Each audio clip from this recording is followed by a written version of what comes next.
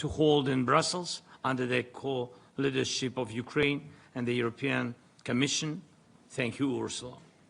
And hope this format will bring progress in solving this very, very sensitive issue, the fate of Ukrainian children. Thousands and thousands of our children are victims of Russia's double crime. Russia first abducted them and deported them, and now it tries to steal everything they have inside, their culture, their character, their bond with family, and their identity. Maybe not everyone here is a parent, but everyone knows how quickly children grow, how precious every moment is, how fragile their first steps in life can be. And so one of the greatest things adults can do is to give a child a normal childhood. And one of the lowest crimes imaginable is to replace childhood with war and its cruelty. For years, we have been fighting to bring our children home, and we need real results, which means the actual return of all the abducted Ukrainian children. It is fair and symbolic that the first crime Putin has been charged with is his crime against children. And I thank every country that enforced the ICC warrant for Putin and others guilty of abducting children. This matters, and it must not be forgiven. Thanks to our Bring Kids Back UA initiative and the support of partners, 1,625 children have already been returned to Ukraine. Each return is a success, a child saved, but also a challenge because the child must be reintegrated and protected from the trauma they went through. The First Lady of Ukraine contributes to the reintegration projects for such children, and today you will hear from Elena about this work.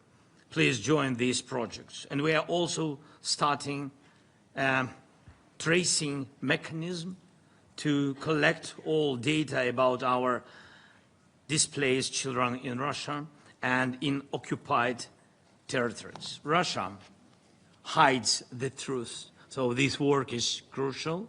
It means financing, searching, verifying information, and making sure those responsible are held accountable.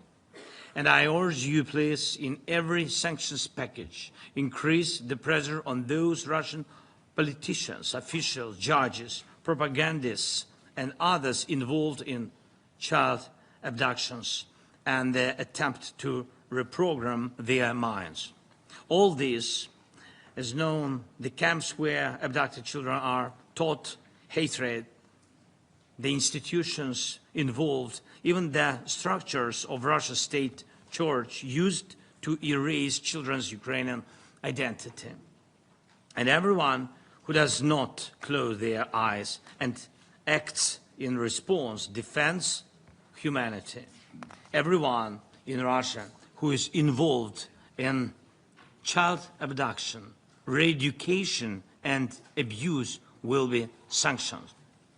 Sanctions packages are never easy, but adding those guilty of crimes against children makes this war stronger and gives it moral force.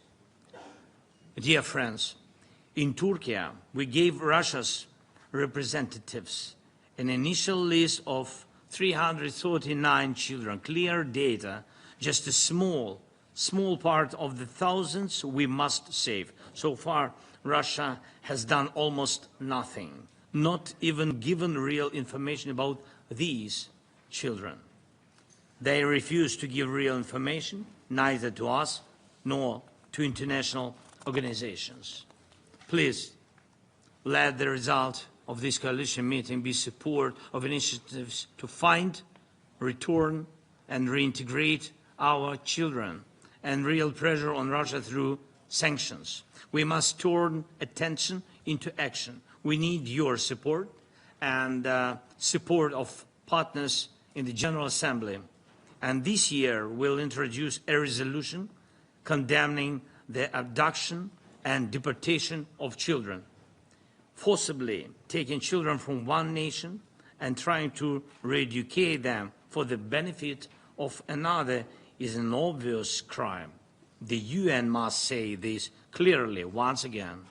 So the crime must be stopped, the felons must be held accountable, Ukrainian children must be brought home. Thank you to all the countries standing with us, with our families, with Ukrainians, with our Ukrainian children. Slava Ukraini. Thank you.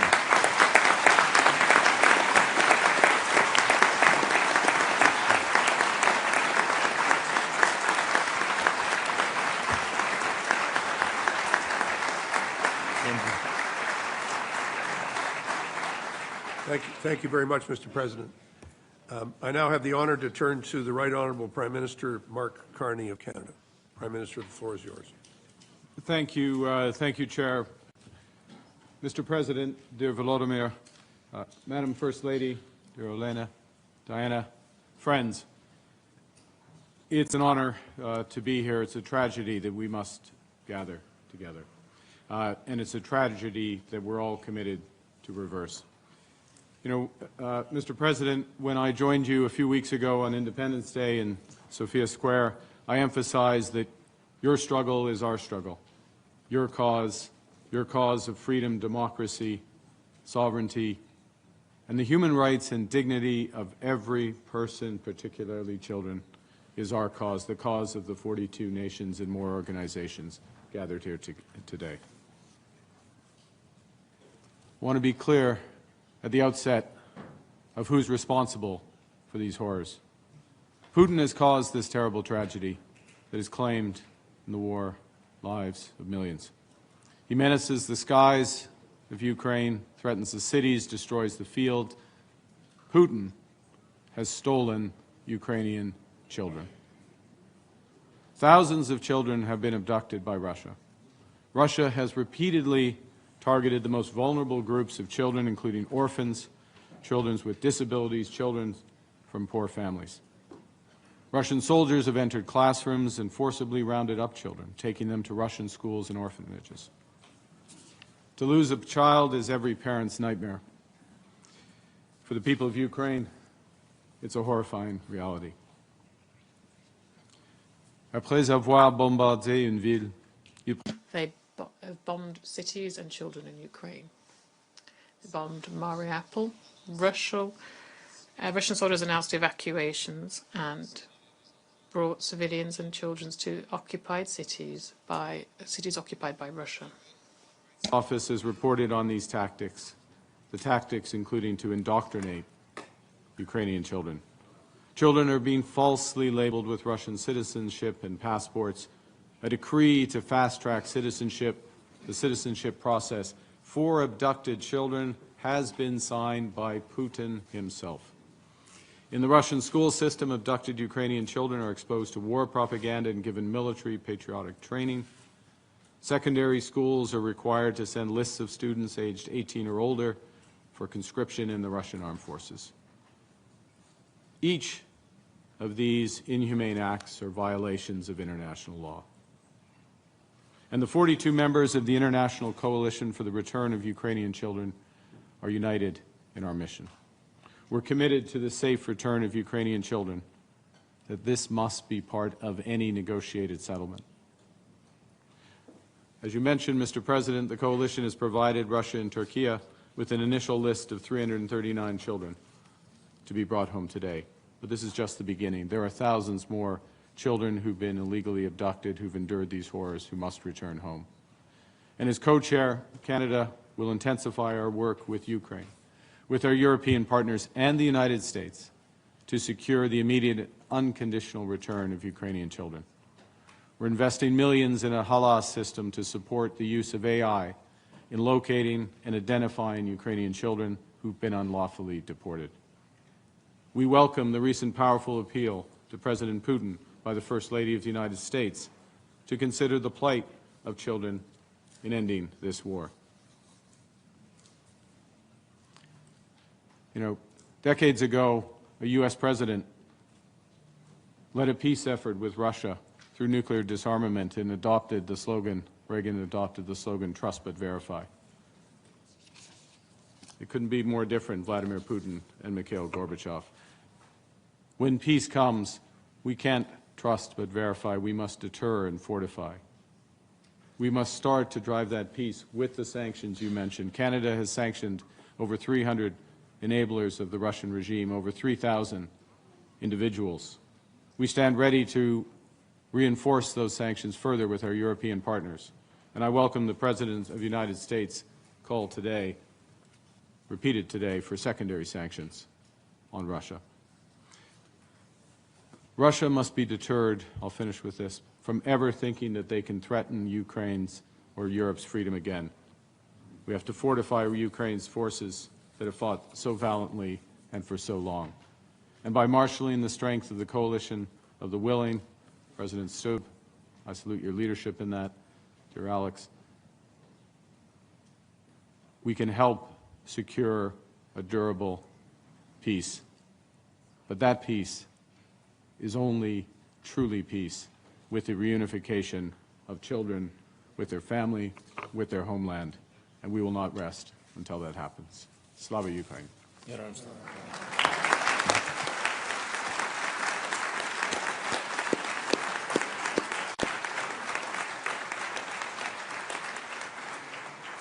Thank you, Prime Minister. And now, it's my great honor to introduce two special guests to share some words. First, I'd like to give the floor to Olena Zelenska, who's the First Lady of Ukraine. First Lady, you have the floor. Thank you so much. Distinguished attendees, leaders of representative members of states of the International Coalition, members of royal families, Your Majesties, First Ladies and Gentlemen, and honored guests. Obviously, I wish to speak today about painful truths. Around the world, we say that children are our most precious treasure. We cite the Convention on the Rights of the Child and many international agreements meant to protect them. Yet too often, children become the very first victims. They are left unprotected. There is a saying, one crime is a tragedy, many crimes are statistics. If one child were abducted, we would be outraged and demand justice. But what if an entire state, using its institutions and army, abducts not only one, but thousands of children? We cannot allow such crimes to become statistics. That is exactly what Russia is doing in Ukraine. When Russian forces occupied Kherson, caregivers hid 48 children in a church basement. Among them was 10-month-old then Margarita Prokopenko. Later, while treated from bronchitis in the hospital, she was seized by Russian officials during so-called inspections. She was taken to Moscow, illegally adopted by a Russian official closely allied to Putin, and issued a false birth certificate with a new name, Marina Mironova, and a new birthplace, Russia. Her identity erased. Of those 48 children, only 7 have been returned. The rest remain in Russia. Another case, Alexander and Christina, a brother and sister, were taken from their foster family, also in Kherson. They were separated and placed with different Russian families. Alexander's Ukrainian passport was confiscated, preventing him from returning to Ukraine. In January 2024, he took his own life. He was buried in Russia without Ukraine being informed. His sister remains there, and we still have no contact with her. There are not relocations and evacuations. These children are victims of repression. Their identities are changed, their ties severed, their hopes destroyed. Ukraine cannot bring them all back alone. Russia refuses to provide information even to international organizations and ignores the Geneva Conventions. That is why Ukraine, together with partners, created the International Coalition for the Return of Ukrainian Children. I'm grateful to Canada, to the United States, and to all who joined from the start. Today, the coalition includes 41 countries and the Council of Europe. Through these joint efforts, 1,625 children have been returned. Behind every name are months of searching, negotiation, and risk. But at this place, it would take 50 years to return them all, an entire lifetime. And these children cannot wait a lifetime. That is why the world that gives us hope is together.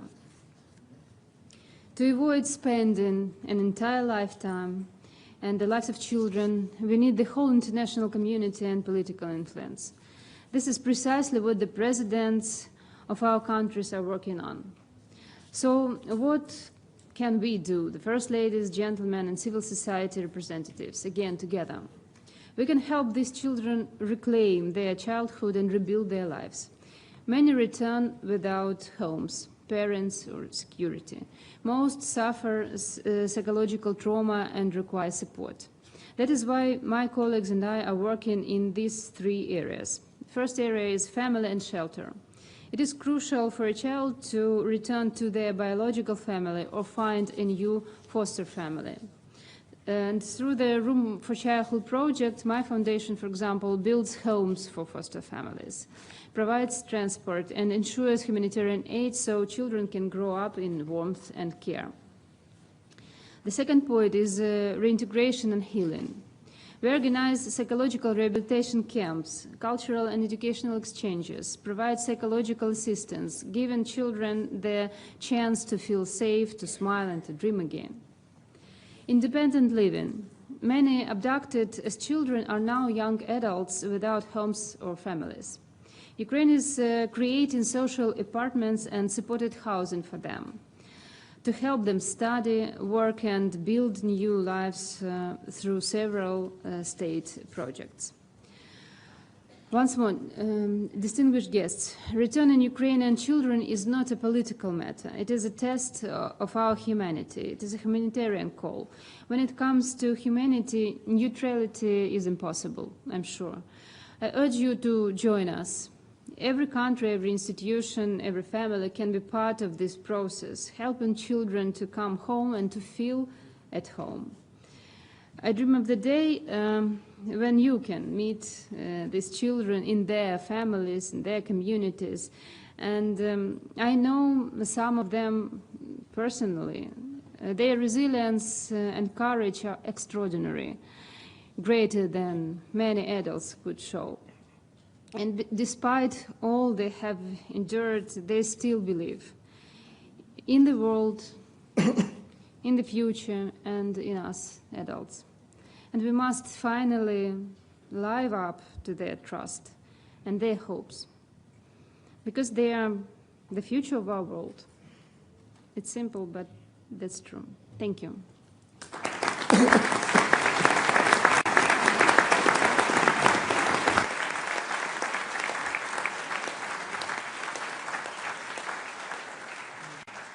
I'd like to thank the First Lady very much and now turn to Diana Fox-Carney, who is the spouse of the Prime Minister of Canada. Thank you. Good afternoon. Sorry. It's a great honor to be with you today. Canada has proudly stood with Ukraine since the beginning of Russia's illegal invasion. Our country is home to 1.4 million people of Ukrainian descent. Canada and Ukraine are deeply connected. As my husband said in Sofia Square on Ukrainian Independence Day, your fight is our fight, your struggle is our cause, and your independence will be our victory. Canada will always stand in solidarity with Ukraine. As we have heard, in this war, Putin has targeted some of the most vulnerable populations. It is incomprehensible what the thousands of abducted Ukrainian children and their families are living through. As a mother, I simply cannot fathom the horror.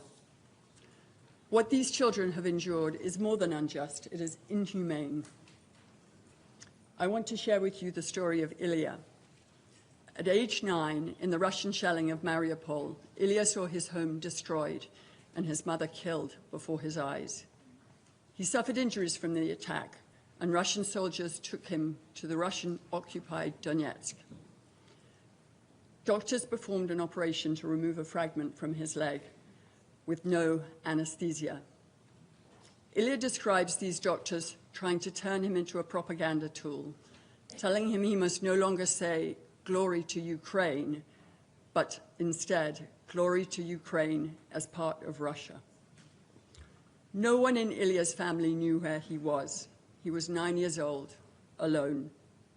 Ilya's grandmother learned of his location only because she saw him in a Russian Federation video of the hospital. With her relentless determination, she secured his return. But the suffering that he endured cannot be undone. As his grandmother describes, he had a school, he had a home, he had a mother, and he lost all of that, his entire childhood.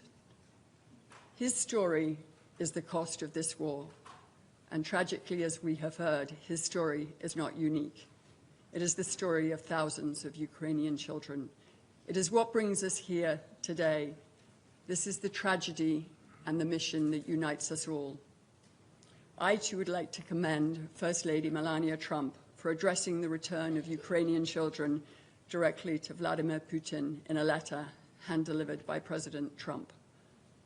Putin must understand that we know of his barbaric campaign of abducting children to indoctrinate them, forcing them into Russian schools where they must undergo military training, subjecting them to war propaganda, and attempting to erase their Ukrainian identity by forcing them to take Russian citizenship.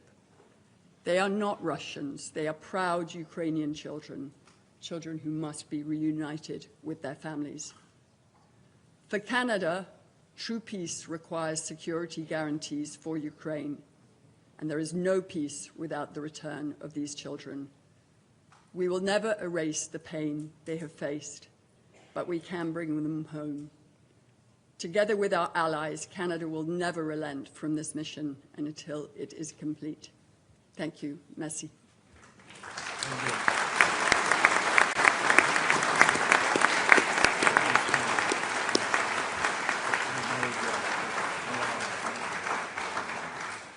Thank you very much, Madam Carney. We're now going to hear statements from heads of delegation in accordance with the list of speakers. Now, this is when I ceased being popular in presenting the President, my Prime Minister, and the First Ladies. And now I have to play the bit of a heavy and say that it's 2 minutes. And a light will start to flash when the minutes are up. So we will not be preventing people from speaking at all. We're trying to bring as many people in as possible. And in order to move things along, I'm going to stop talking. You will see a red light flash on your microphone. We really are overwhelmed by the number of people who've asked to speak. And as we always do at the United Nations, we have a limited amount of time. So I now give the floor to the representative of the Kingdom of Belgium, Queen Mathilde, the Queen of the Belgians. Your Majesty, you have the floor.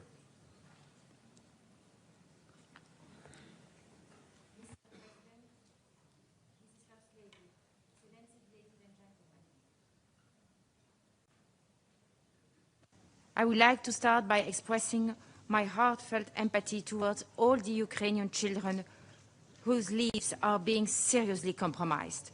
Many children have died or been wounded as a result of horrendous attacks on civilian targets.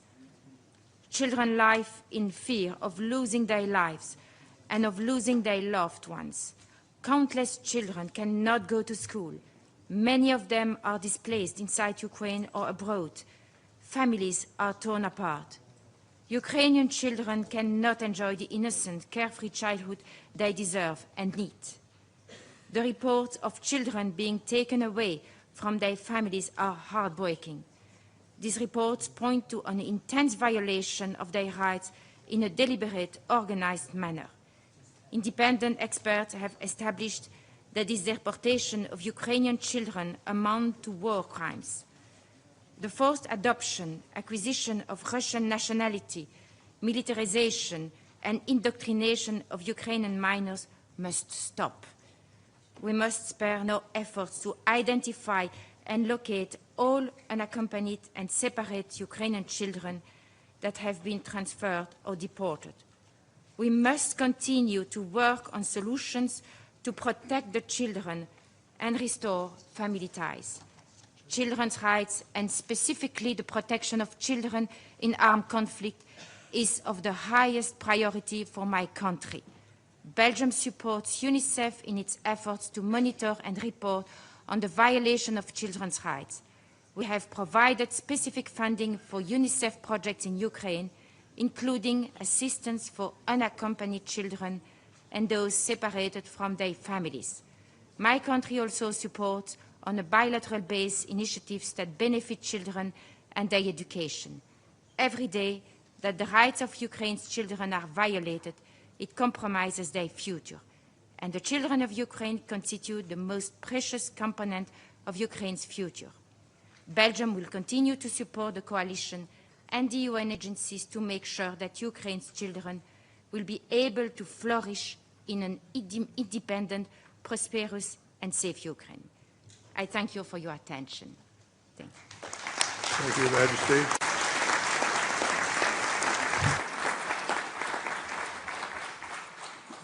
I would now thank you, Your Majesty. I now give the floor to the representative of the Republic of Latvia, Edgars Rinkevičs, the President of the Republic.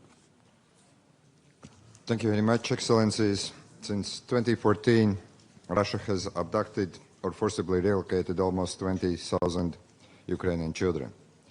They remain far from home, continue to be stripped of their national identity, adopted in Russian families, indoctrinated as soldiers for the occupying power. These atrocities are a direct result of Russia's war, deliberate violation of international laws and Geneva Conventions. Safe and unconditional return of Ukrainian children should be part of achieving peace. We commend Ukraine for placing its people at the center of the peace talks. Excellencies, we will not let Russia get away with these crimes. International community needs to make every effort to demand accountability from Russia. Latvia encourages broader sanctions targeting perpetrators of Russia's policy. We must ensure that the protection of all children are at the forefront of our efforts. Children grow fast. Time actually is not on our side. About 1,600 children have been returned, but it's not enough. We need to continue to pressure Russia to share the lists of children and their locations, give access to the International Committee of the Red Cross and human rights monitors. We will do everything in our power to return and to protect Ukrainian children. Latvia is ready to work together with Ukraine and other partners within the initiative to provide safe pathways home for Ukrainians returning home, especially deported children. We will continue to raise international awareness, working together with international organizations and non-governmental sector. We will be tireless in this endeavor until the last child is back to his or her loved ones. Thank you very much. Thank you very much, Mr. President.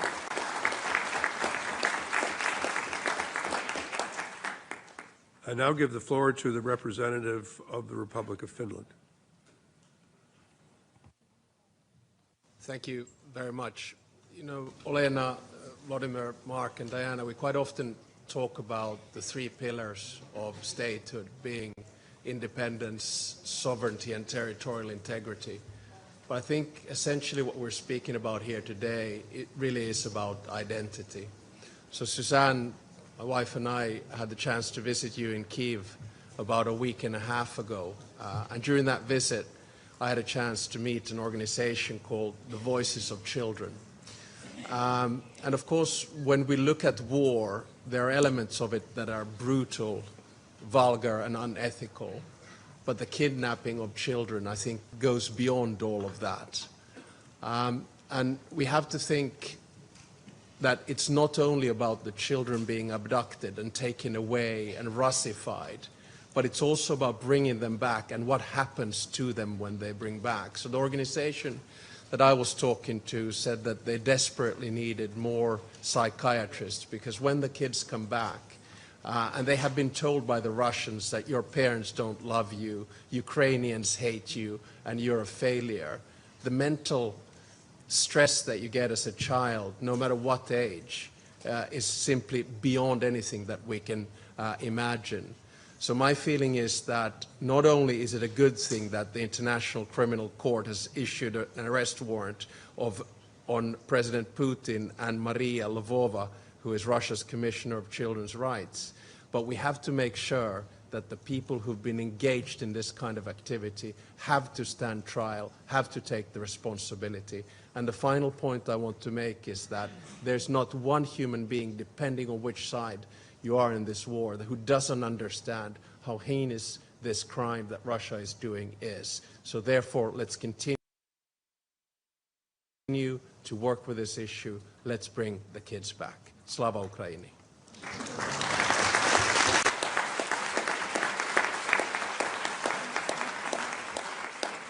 I want to express my appreciation to President Stubb. I now give the floor to the representative of the Czech Republic, President Pavel. Thank you. Dear Volodymyr, Olena, dear Mark and Diana, thank you for the opportunity to address you on this really important issue. As a member of UN Human Rights Council, Czech Republic emphasizes the immense and unjustified suffering of civilians in this war, especially under a Russian occupation, a regime that denies people their right to choose their own future. Czechia condemns the deportation of children from Ukrainian regions under temporary Russian occupation as a grave violation of human rights. We strongly condemn the militarization and indoctrination of Ukrainian children and young people under Russian occupation.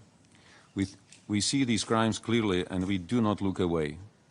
Those responsible must be brought to justice. We have been actively raising this issue in international fora since the beginning of the war.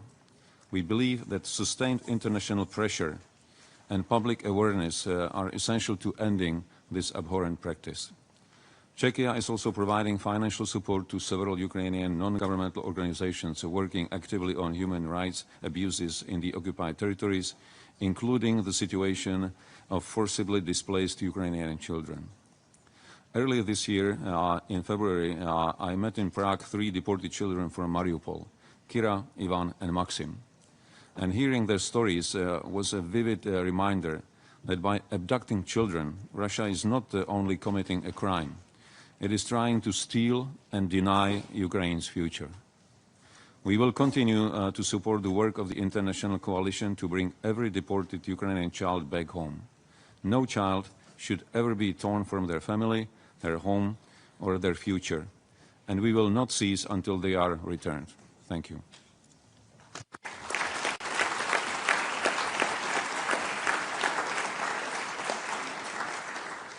Give our thanks to President Pavel, and I'll give the floor to the Prime Minister of Norway in recognizing the extraordinary work that Norway has done as co-chair of the working group on the release of prisoners and deported persons. Mr. Prime Minister, you have the floor. Thank you, Ambassador. Thank you, dear Mark and Volodymyr, for convening us today. Mr. President, I was in Ukraine a month ago, and I spent time with some of your colleagues to visit a protection center for children that have been returned to Ukraine from Russia. And I must say, I have three children and 2 grandchildren. And meeting these young adolescents and hearing the horror they have been through and what they have to go through when they now have been returned made a deep impression on me. They were brave, but clearly marked by trauma. So they have experienced, as we all repeat in our interventions, the worst thing you can, to be forced away from family and friends and deep uncertainty about the future. So it is good that we come together, and basically this is a full hall, but I think all of the United Nations should be behind this. We have a Child Convention, we have Geneva Conventions, and this is explicit number one in both of them. This is truly unacceptable. The situation for the stolen children of Ukraine reminds us of the horror of this war. So the plight of the children is at the heart of any credible path to peace, and it was a part of your formula, Mr. President. I salute Canada for its systematic work and also the NGOs and the civil society that is backing up this. No one wants peace more than the Ukrainians, and no one deserves peace more than the children of Ukraine. So we stand by the demand that Russia must return all of the children that have been forcibly deported. A good place to start would be to return the children on the list submitted by Ukraine. So if Russia has any intention of showing good faith, and it remains to be seen, this is a place to start. So I will simply conclude by saying that Norway is a committed friend of Ukraine. We stand with you. We have about 100,000 Ukrainians living in Norway. We are looking after them. They are looking after us. They are good people. We support the office of the ombudsperson, and we work closely with UNICEF inside Ukraine. And the key priority is to ensure that return and reintegration is done in a safe and orderly way, because the reintegration is a complex task, we know. We will support the newly established tracing mechanism to make it easier to locate and identify deported children. So forcibly deporting children is an affront to the world, and I'd like to salute also the First Lady Zeleńska and Trump for their engagement, showing that this is a broad humanitarian family issue, and it will deepen also the partnership, I believe, and I hope, between the United States and Ukraine. So as we develop our coalition to support Ukraine, let us make this dimension, which is a human dimension, key to our efforts. We support Ukraine with necessary arms to defend itself. We support you economically, humanitarian-wise, but this is real human dimension that we need to lift also to explain to our populations. And I also like to thank the President of the European Commission for announcing a high-level meeting on this issue, and Norway will do what we can to contribute. Slava Ukraina. Thank you.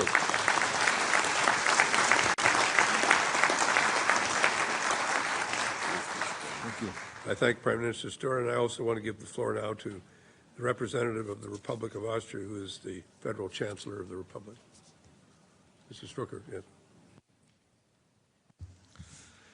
Distinguished co-chairs of the International Coalition of the Return of Ukrainian Children, President Zeleński, Prime Minister Carney, First Ladies, Excellencies.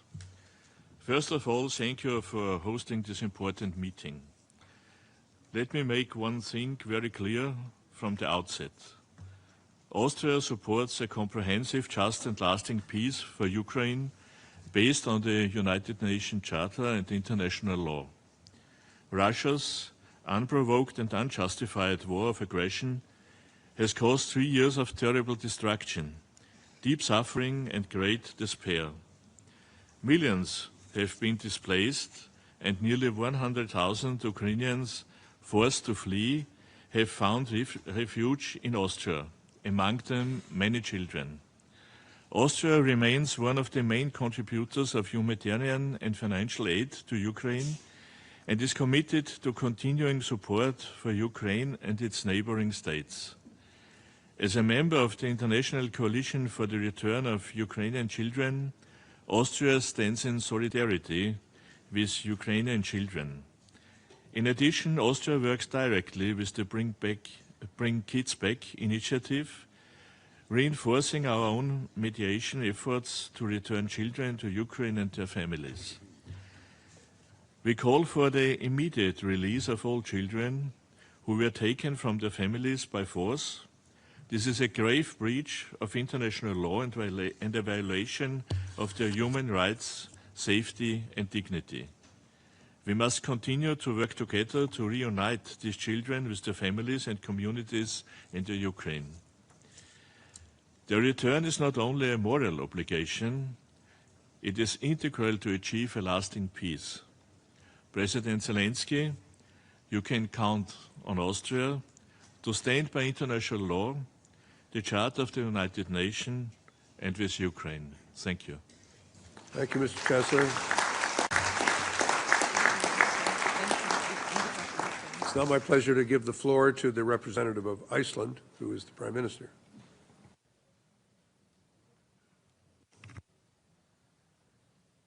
Dear Vladimir, Mark, Diana, Elena, Excellencies, 3.5 years have now passed since Russia launched its full-scale invasion of Ukraine. During this time, Moscow has tried to cloud its ambitions and aggression with lies, false narratives about the root cause of the war. But the reality isn't complex. An aggressor invaded its neighbor, occupies parts of its territory, and deports Ukrainian children to Russia with force. Russia is destroying the lives of children, the most despicable aspects of Russia's war in Ukraine. The forced transfer and manipulation of children tells us everything we need to know about the character of Putin's regime. I speak not only as Prime Minister, but as a mother. My children fall asleep in safety. Their mornings begin in peace. Every day I think of Ukrainian mothers who do not know where their sons or daughters are. Their courage is immense. Their pain is unimaginable. They deserve our sympathy, our attention, and they deserve action.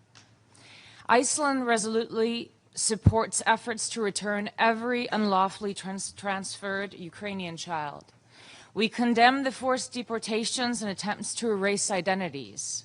It's barbaric, and it's a clear violation of international law. We need to ensure dignified return and reintegration, psychological support, and accountability for those responsible. We are grateful to Canada for its sustained leadership and advocacy that keeps this cause at the center of our efforts. Iceland will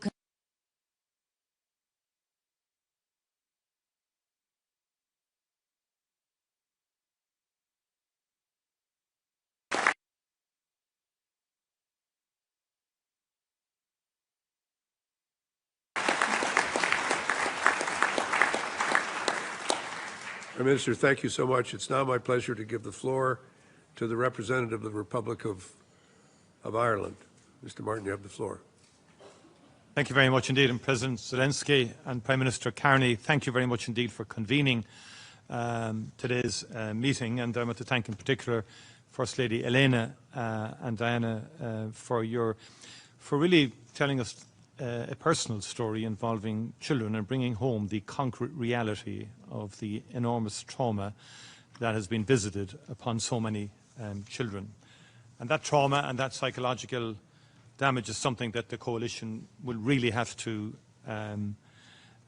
develop plans to deal with. And getting children back physically is obviously the primary objective, but we've got to ensure that we have multidisciplinary capacities and resources to enable those children to re-participate in life again and to access education in particular. It was John F. Kennedy, great Irish-American president, who said that the children are the world's most valuable resource and its best hope for the future. And Russia is endeavouring to destroy the future of Ukraine by these actions, and they cannot be allowed to succeed. It's a chilling crime. There has to be accountability. It is about stealing identity and denial of childhood itself. And we all have to be unequivocal that the forcible transfer of civilians, including children, amounts to a war crime against humanity. And the International Criminal Court's decision in 2023 to issue arrest warrants for President Putin and his Children's Commissioner are particularly welcome and have to be followed through in terms of accountability. And we need the return of all forcibly transferred persons. Ireland is a determined member of the International Coalition for the Return of Ukrainian Children and will do whatever we can to support the return, rehabilitation and integration in line with the Coalition's key principles. Ireland is also honoured to host thousands and thousands of Ukrainian families since the outset of the war that have chosen to find safe refuge in Ireland. And they are very, very welcome among us, and they are ambassadors for your country. We will keep them safe until they can return. We will continue to work with you to raise our voice and add it to yours, Mr. President, for the safe return of all Ukrainian children. Thank you.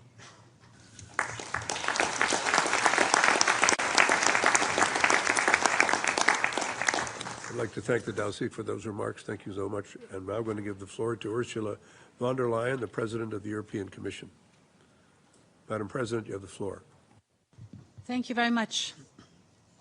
Thank you very much, dear Volodymyr and dear Mark, for convening us here today. And if you look at all the horrors unleashed by Russia's war, none cuts deeper than the abduction of children. And Olena, as you've said, tens of thousands of boys and girls are trapped in Russia. They are not statistics. Each and every one is a child. And behind each and every abduction is a family in torment. Diana, you also said, and I thank you for that, there are moments of hope. You described the story of Ilya, and there are other stories, so we can do something. And I want to take my time to focus on where we can support. We will not rest until Ukraine's children are home, but I know that the needs at home are also enormous. So, Volodymyr and Olena, that's why I'm delighted to announce today that we are ready to make available some 200 million euros for the provision of school meals. You told me how important that is, and I'm happy to support here.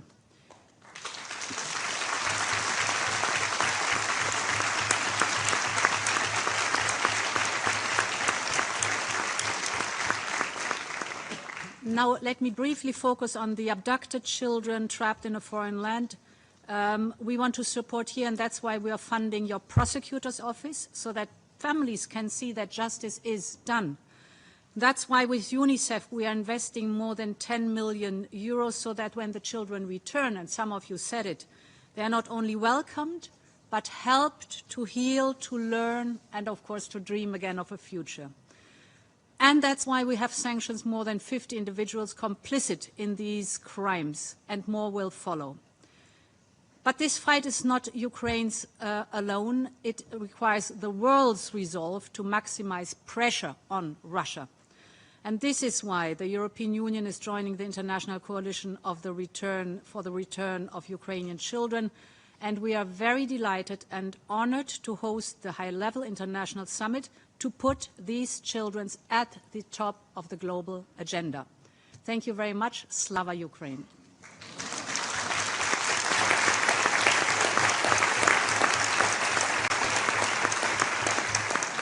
I'd like to thank the President of the European Union. Ladies and gentlemen, I've been advised that our two principals have to leave, and we want to express our great appreciation to them both for being with us. The meeting will continue. We'll do a little bit of rearranging of the chairs up here, but we want to thank very much Mr. President and Mr. Prime Minister. Thank you so much for joining us and for leading us in these discussions. So we'll take a very brief, like literally 1 minute, as we thank the Prime Minister and the President. Thank you so much.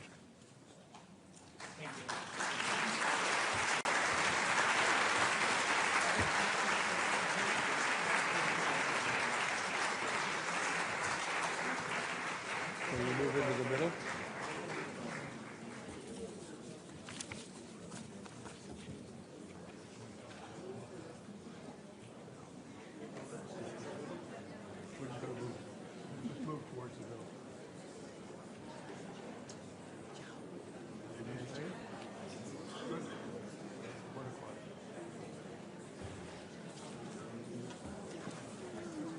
All right, we're going to continue. If I could just bring the meeting to order, thank those who have spoken.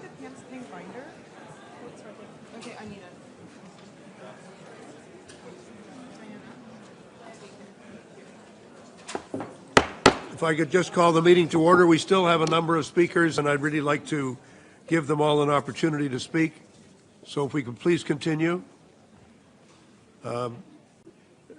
Having thanked the President of the European Union, it's now my pleasure to give the floor to the representative of the Republic of Bulgaria. Prime Minister Zeleński, you have the floor, please. Thank you, Mr. Chair. Dear Madam Carney, Bulgaria remains deeply concerned about the continuing systematic violations of human rights in the temporarily occupied territories. Civilians, especially children, are among the most affected. Russia must be held fully accountable for waging a full-scale war of aggression against Ukraine. We strongly condemn the forced displacement and deportation of Ukrainian children to the Russian Federation.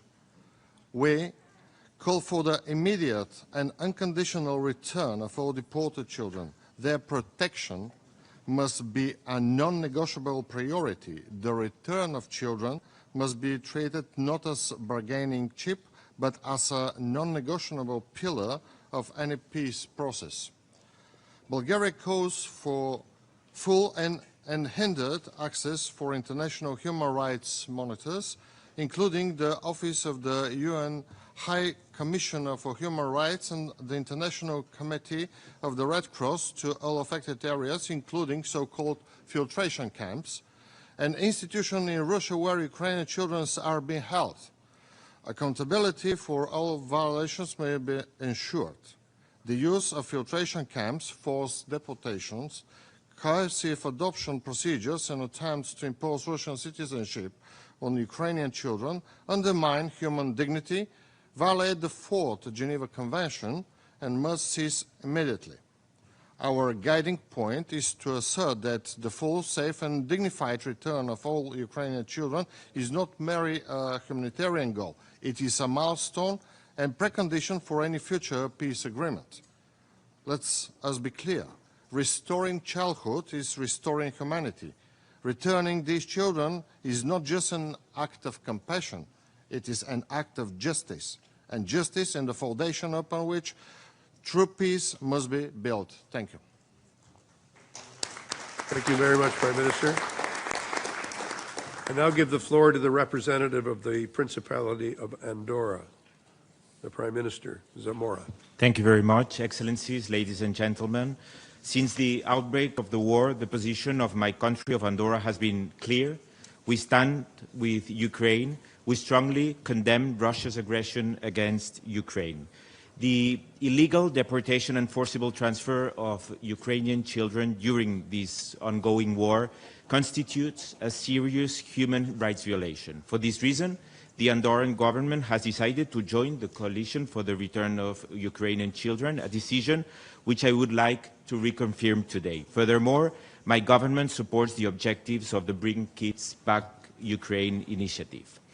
During Andorran's chairmanship of the Councils of Europe Rapporteur Group on Social and Health Questions, the Consultation Group on Children was established and held its first meeting in 2023.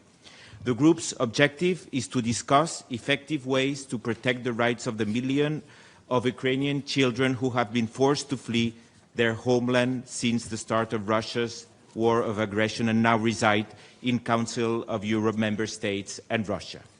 Moreover, we propose utilizing specific United Nations mechanisms to protect children affected by armed conflict. To this end, I would like to invite you to support the Office of the Special Representative of the Secretary General for Children and Armed Conflict and to join the Proof It Matters campaign. Tomorrow, my country will host a side event to reaffirm our commitment to children's rights. It is of paramount importance to ensure the protection of children's rights and freedoms in the context of this armed aggression in full compliance with international law and the Charter of the United Nations. Thank you for your attention. Thank you, Prime Minister. I'd like to thank the Prime Minister. I now give the floor to the First Lady of Lithuania and thank her so much for joining us today. Ladies and gentlemen, the United Nations General Assembly is the forum where a broad coalition can be mobilized by building common understanding and awareness across all countries. War itself is a form of madness. The so-called theory of denazification is nothing but a naked Machiavellian distortion of Nazi racial theory. It is a policy that must never be repeated, and yet it is now being dangerously spread on a global scale. It is a Machiavellian crime to accuse both past and present victims and to shift onto them the guilt of the executioners.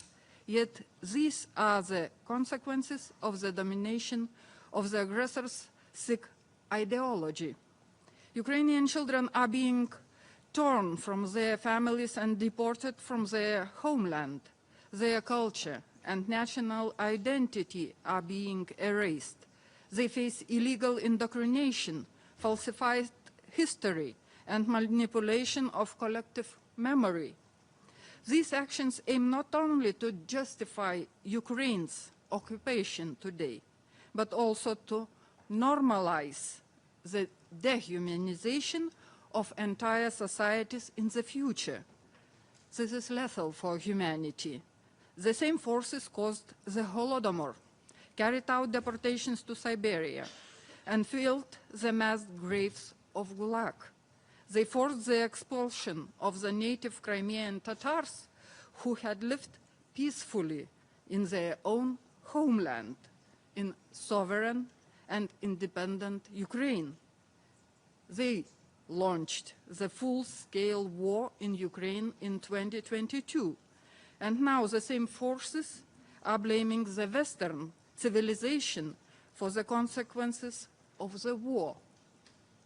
We must understand how harmful it is for humanity to revive such ideologies, to promote them as acceptable, and to spread them means to accept the mass devaluation of human life and the distortion of the Holocaust. Today we see how quickly and brutally such thinking can be forced into the minds of any society through brainwashing. Public attitudes, perspectives, and values are being altered. This is a profound threat to humanity. We must stop the mental manipulations of the aggressor. The international community and professionals must unite to face this global challenge to social psychology worldwide. We need more scientific research on the impact of war on mental health. Mental health support is needed not only for Ukrainians, but also for all post-war societies.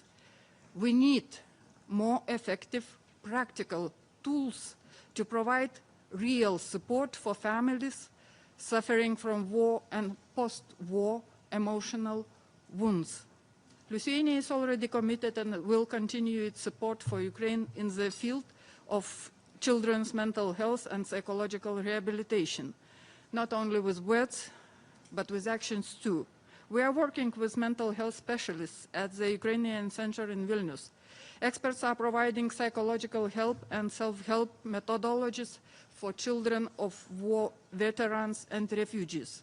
Lithuanian universities are cooperating with Ukrainian universities on research into mental health issues and psychosocial rehabilitation of children. The challenge of mental health is essential for long-lasting peace in the world. Lithuania calls on the international community to unite, to seek solutions, to strengthen the resilience of our societies in the whole world, for Ukraine, for children, for our common future. Thank you.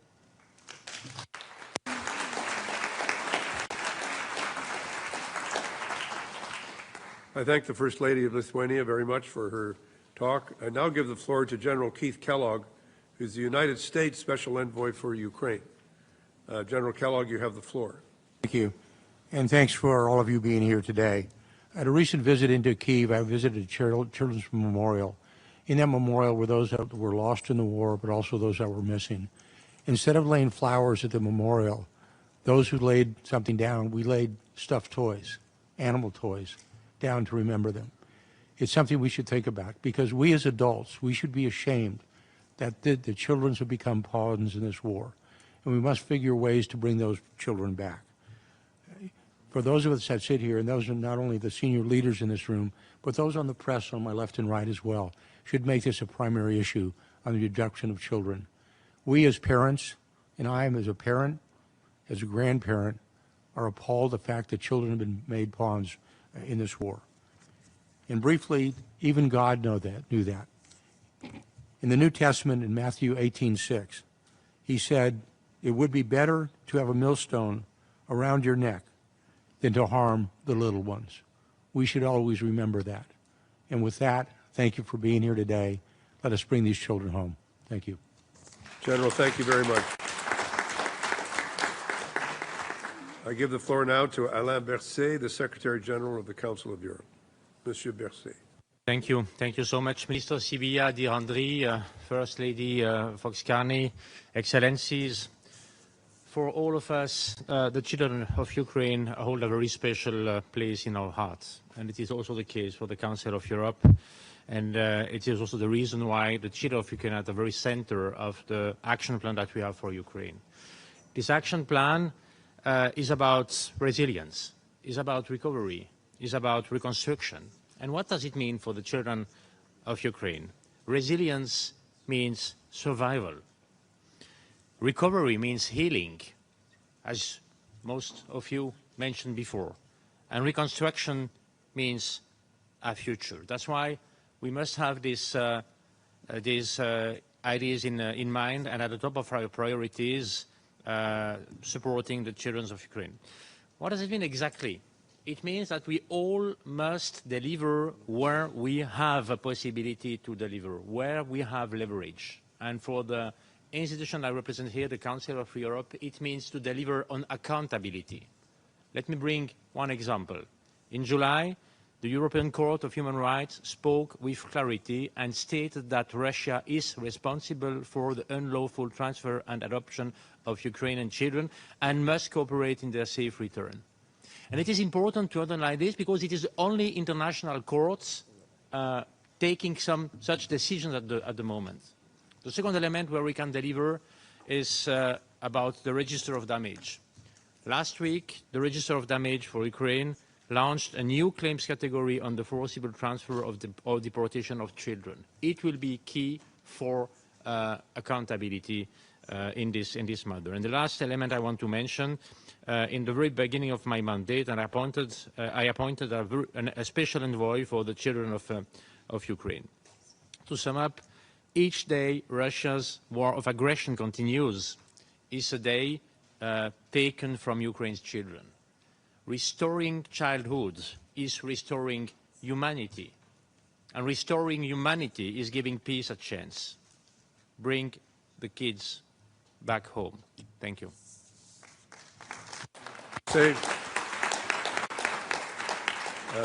I now give the floor to, thank you, Mr. Berset. I now give the floor to the Prime Minister of the Kingdom of the Netherlands, Mr. Schoof. Thank you. Russia's war of aggression manifests itself not only on the battlefield, but in the daily lives of ordinary people too. The reality of the Ukrainian people are facing is deeply disturbing and traumatizing. Russia's regime has demonstrated a total disregard for the lives of Ukrainians, especially in the territories it temporarily occupies. Shockingly, the most vulnerable in society are specifically targeted by Russia, and I'm talking about children.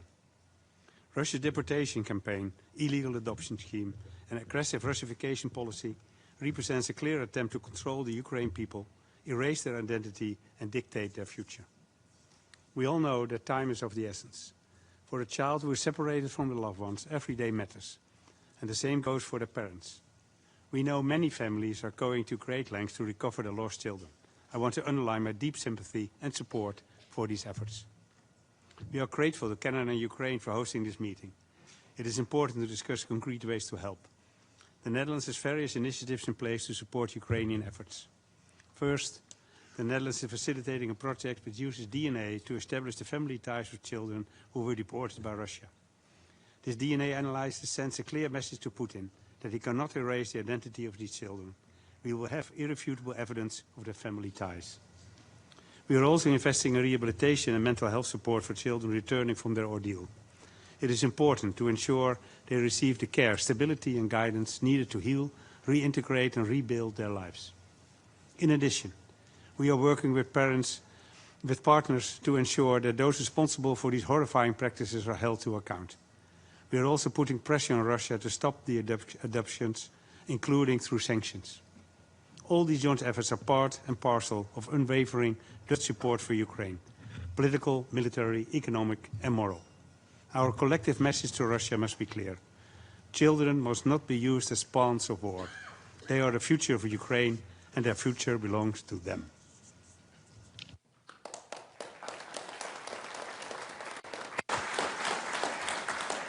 Thank you, Prime Minister. I'm now going to give the floor to the Deputy Prime Minister, the Minister of Foreign and European Affairs of Slovenia. You have the floor. So much. Slovenia condemns abductions and forcible transfers of Ukrainian children to Russia, Belarus and temporarily occupied territories.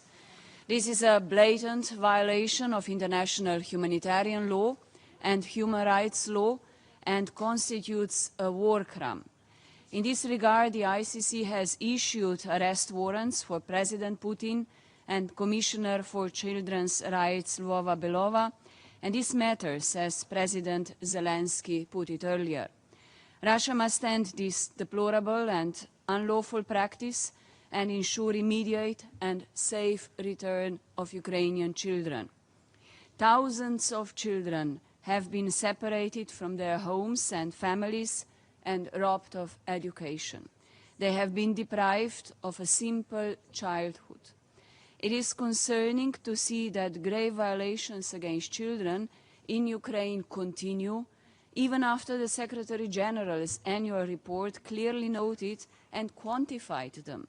The number of casualties among children has been rising in recent months, with the youngest victims being babies and toddlers. We are deeply alarmed by the reports of illegal adoptions, enlistments, and indoctrination of Ukrainian children and youth, as well as alternations of their personal status. Children should not have become pawns of a war.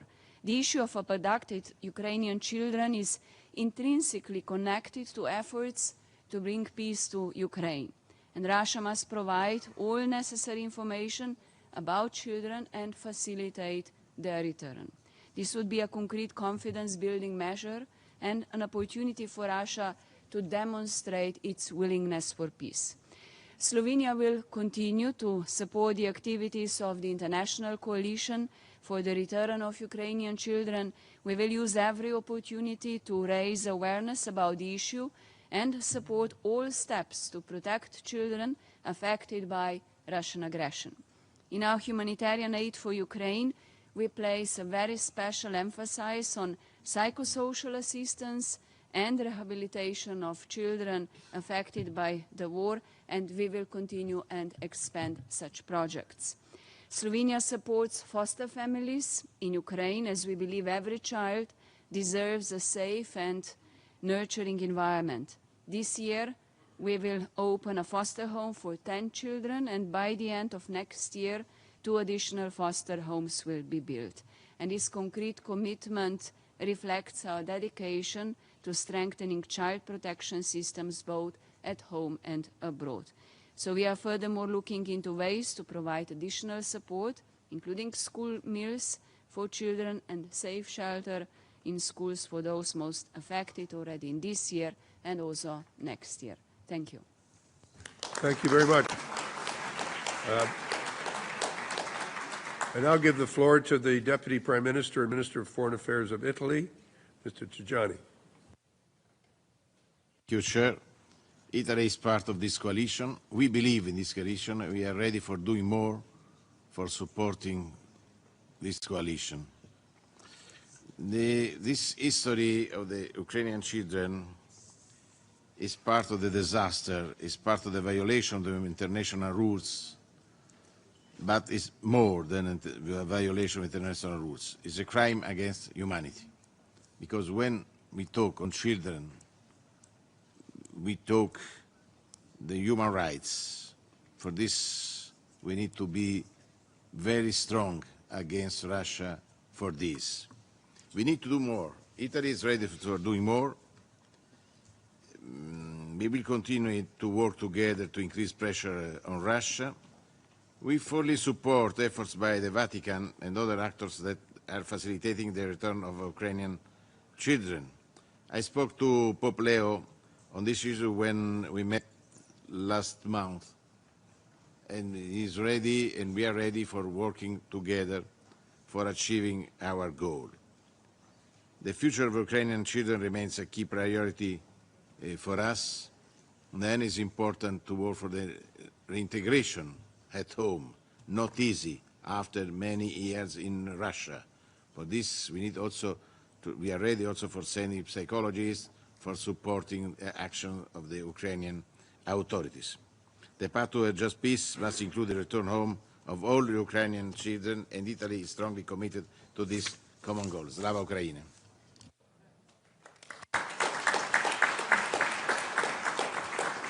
I'm now going to give the floor to the representative of Malta, and after that, I'm afraid I have to be the bearer of bad news. The train is going to leave the station. So after that, I'm going to ask our foreign minister and the foreign minister of Ukraine if they would sum up. But first, I'm going to Malta. I apologize, but we're working under strict rules of time here. So Malta, and then.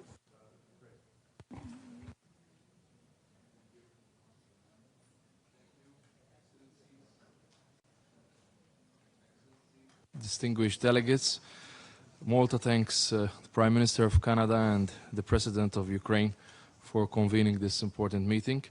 The plight of Ukrainian children who have been unlawfully transferred and deported to Russia by Russia is one of the gravest consequences of the ongoing aggression. It represents not only a blatant violation of international humanitarian and human rights law, but also a profound humanitarian tragedy that shocks the conscience of international community. The forced transfer of children, their separation from families, the denial of education in their mother tongue, and the systematic erasure of their identity amounts to crimes that can leave scars for generations. These practices are part of a broader pattern of systematic abuses in the temporary occupied territories, including forced indoctrination and the deliberate attempt to erase culture and heritage. Such actions are indefensible. Children must never be used as instruments of war. Malta reiterates its unwavering support for Ukraine's sovereignty, independence, and territorial integrity within its internationally recognized borders. We commend Ukraine's tireless efforts through the Bring Kids Back Ukraine initiative and fully endorse the work of the International Coalition for the Return of Ukrainian Children. As former chair of the Security Council Working Group on Children and Armed Conflict, Malta underlines that the protection of children must remain at the heart of our collective response. The safe return, reintegration, and rehabilitation of these children must be a central pillar of that response. This is not only a legal obligation, dear Excellencies, it is a moral imperative. The best interests of the child must guide all our actions. It is essential to ensure accountability for those responsible and to embed the return of these children firmly within the broader pursuit of a just and lasting peace. Malta will continue to support Ukraine in these efforts so that every child can be reunited with their family, regain identity, and live in dignity and security. This is a shared responsibility and our collective commitment to the future. Thank you. Thank you very much, Minister. Thank you. I'm now going to give the floor to the Foreign Minister of Ukraine, Andrei Sybiha, and we'll then turn to Anita Anand, who's the Foreign Minister of Canada. Your Majesty, dear Excellencies, distinguished guests, colleagues, friends, it's a great honor for me to deliver concluding remarks on behalf of the President of Ukraine. This is a historic event, and I thank each one of you for your participation. Your presence, statements, and pledges demonstrate unwavering solidarity. Ukrainian children need it more than ever. I am particularly grateful to Canada as co-chair of our coalition for its steadfast support and effective leadership. Today, we once again reaffirm that the fate of Ukrainian children must remain at the forefront of the peace process. The return of our children is not a matter for political bargaining. It is a humanitarian duty, a requirement of international law, and our shared responsibility for the future. What Russia did and is continuing to do with Ukrainian children are not isolated incidents. Deportation, Russification, and indoctrination, the elimination of Ukrainian identity, the militarization of childhood, all this a deliberate policy of the aggressor. These actions carry the features of genocide, and the world cannot close its eyes. The International Criminal Court has already issued arrest warrants for Putin and his Commissioner for Children's Rights. The European Court of Human Rights has recognized the systemic nature of these violations. For 3 years already, the UN Secretary General has placed Russia on the so-called list of shame for grave crimes against children in armed conflict. Yet this is not enough. We must continue to intensify pressure, broaden sanctions, insist on effective monitoring, and secure the return of children. Every child still held by Russia is a verdict to humanity. Today's meeting of our coalition sends yet another signal to the Kremlin. The world is united and resolute in demanding the return of Ukrainian children to their homes. I hope that observers of our coalition will soon join it as full members. Dear friends, my central message today is this: the return of our children is a path to a just peace. For real peace, we need children's rights to be restored and families reunited. Together we shall ensure that every Ukrainian child returns home to their family, to their country, and to their future. Ukraine and Canada will issue a co-chair summary of the meeting reflecting our discussions and listing the pledges. Thank you for your attention. Thank you so much. I now give the floor to Anita Anand, who's the Foreign Minister of Canada. Thank you so much, Ambassador Ray. Dobry den Visim. Good afternoon, everyone. It is an immense honor for me to be here with all of you today on behalf of Prime Minister Carney and with his spouse, Diana Fox-Carney. President Zelensky, First Lady Zelenska, Minister Sabiha, my dear friend, the world stands with you. Your fight is our fight, and we cannot allow children to be statistics. L'Ukraine est en première ligne de la lutte pour la liberté et la souveraineté. Comme l'a dit le Premier ministre Carney. As Prime Minister Carney said, your cause, freedom, democracy, sovereignty, is ours as well. Take a moment and summarize some of the points that we have heard today of the thousands and thousands of children who have been kidnapped. Only 1,600 or so have been returned. Ukraine has given Turkey and Russia data about 339 children with no response from Russia to date. There is no one who does not understand the pain and horrendous suffering involved in the crimes that have been committed: brainwashing, kidnapping, stealing identities, all of children who cannot defend themselves and who are unable to understand what is being perpetrated against them. And therefore, all of the United Nations should be behind this, not only the people in this room. So we have to carry this messaging, we have to carry this impetus outside the walls of this room into the broader General Assembly, and I was so pleased to hear that President Zelensky is going to be championing a resolution that we can all get behind this year. Every unlawfully transferred child must be returned, and children cannot be pawns of war. In summary, Canada's steadfast view is that the return of Ukrainian children is one vital step in the broader imperative to ensure that children should never be used as pawns of war. Thank you.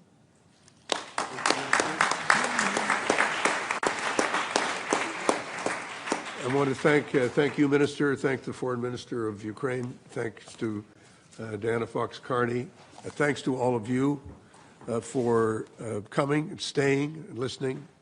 There's work to do on a vital cause. I think we all know we must not forget the children. So thank you all very much for coming. The meeting is adjourned. Thank you.